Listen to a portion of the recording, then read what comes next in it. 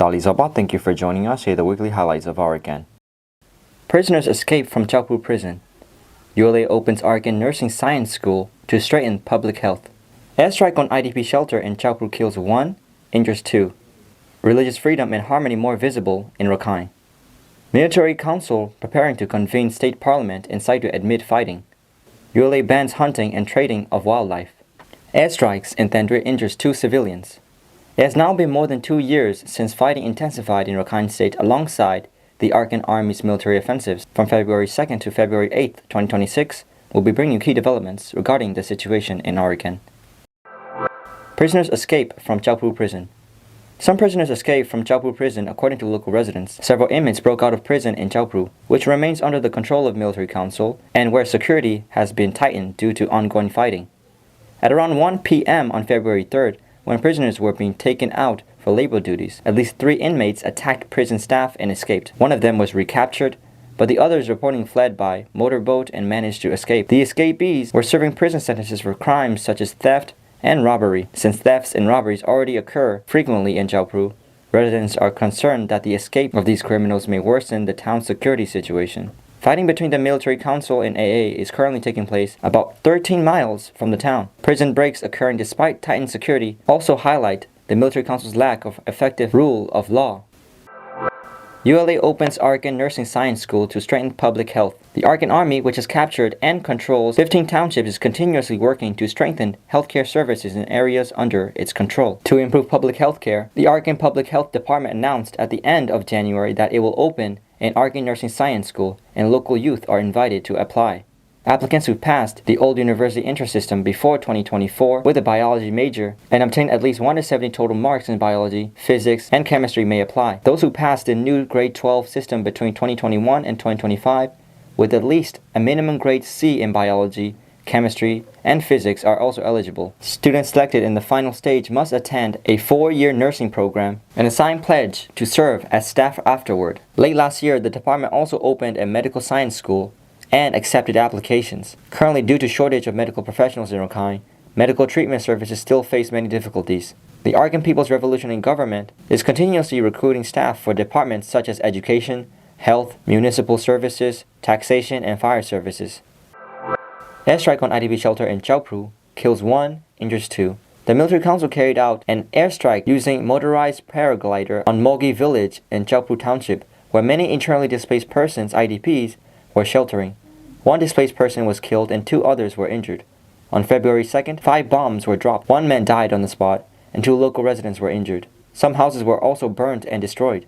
As fighting intensifies in Kyaukphyu Township, the military has been launching daily attacks on civilian villages using aircraft, drones, heavy artillery, and naval fire, resulting in increasing civilian casualties. IDPs are having to relocate again to safer places and are facing many hardships. Previously, on January 24th, a drone strike on another displacement site killed 2 people and injured 5. According to DMG data, from February 20th, 2025 to January 24th, 2026, at least 135 people were killed or injured due to artillery and airstrike on no fewer than 10 villages in Kyaukphyu Township. Religious freedom and harmony more visible in Rakhine. Religious leaders and local residents say that religious freedom and interfaith harmony have become more visible in areas controlled by the Arakan Army. Followers of different religions are now able to freely hold their religious festivals and ceremonies. The Arakan People's Revolutionary Government permits Islamic, Hindu, Christian, and other religious events and administrative assistance. During the former military regime, there were restrictions and discrimination related to religion, but religious leaders say those difficulties have now largely been resolved. On February 4th, the 18th graduation ceremony of a Christian Bible school was held in a controlled area, attended by ULAA officials who presented awards in recognition to students. Similarly, on February 2nd, officials attended and honored Muslim students at the graduation ceremony of an Islamic religious university. Community aid workers in Rakhine say religious freedom and conditions have changed significantly for the better. The AA also allows equal freedom of movement and economic activities regardless of ethnicity or religion. Military Council preparing to convene State Parliament in Sittwe amid fighting. Despite ongoing challenges and military tensions, the Military Council is preparing to convene the Arakan State Parliament in Sittwe. On February 6th, the state's military appointed Chief Minister Teng Lin and his team held coordination meetings and inspected renovation work in parliament buildings. According to military-owned newspapers, they stated that elections had been successfully held and parliament would soon be convened. However, artillery exchanges continue between the military council and AA around Sittwe. Due to instability, only the first phase of elections could be held, but preparations for the parliament are ongoing. The parliament building is located only 3 miles from an active conflict zone. In elections conducted in only 3 townships, Dr. Imo's Arakan Front Party won 8 seats, Ubashin's Arakan Nationalities Party won 6 seats. ULA bans hunting and trading of wildlife.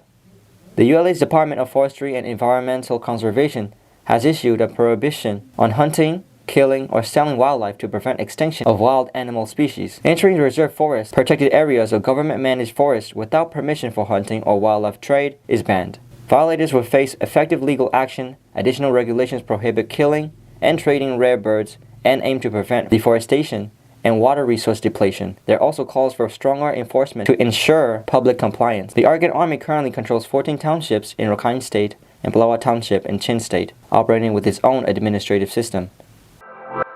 Airstrike in Thandwe injures 2 civilians. The military council bombed Thandwe, which is under AA control. 2 civilians were injured and around 10 houses were damaged. At about 2 p.m. on February 8th, bombs were dropped on Ward 3. A 50-year-old man and a 43-year-old man were injured and are receiving medical treatment. Civilian casualties continue to rise due to military airstrikes. These are the notable developments from the past week in Rakhine. This program is presented every Tuesday, so please stay tuned.